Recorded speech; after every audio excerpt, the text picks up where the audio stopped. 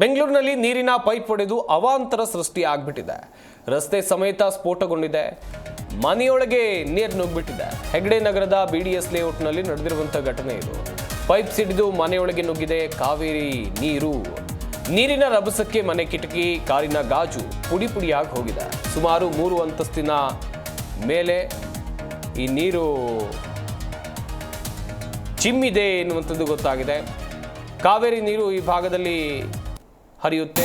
ಸದ್ಯ ನೀರು ಚಿಮ್ತಾ ಇರುವಂಥ ದೃಶ್ಯಾವಳಿಗಳನ್ನು ಕೂಡ ನೀವು ನೋಡ್ತಾ ಇರ್ಬೋದು. ನೀರು ರಭಸವಾಗಿ ಚಿಮ್ಮಿದ್ರಿಂದ ಮನೆಯೊಳಗೆ ನೀರು ಬಂತು.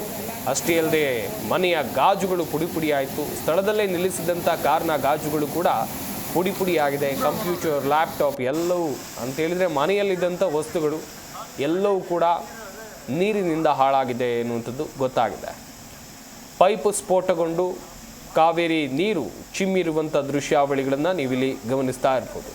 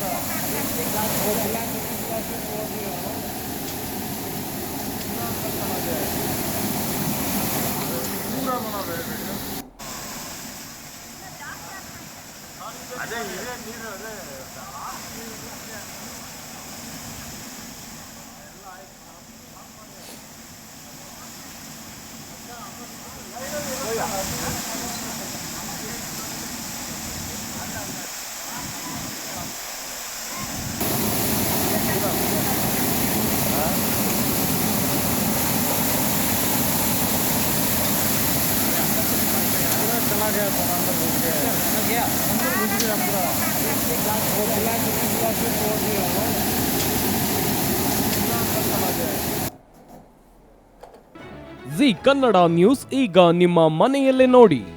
ಎಲ್ಲ ಕೇಬಲ್ಗಳಲ್ಲಿ ಈಗ ಲಭ್ಯ.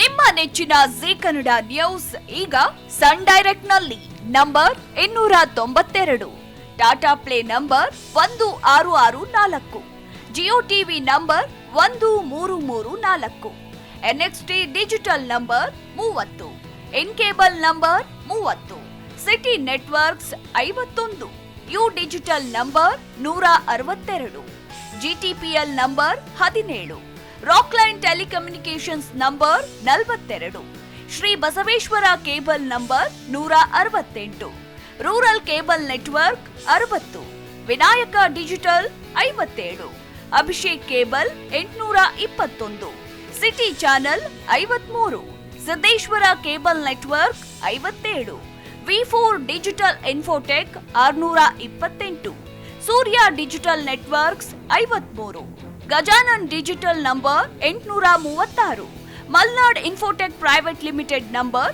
56, Metrocast number 830, victory digital number 167ರಲ್ಲಿ ನೋಡಿ ಆನಂದಿಸಿ.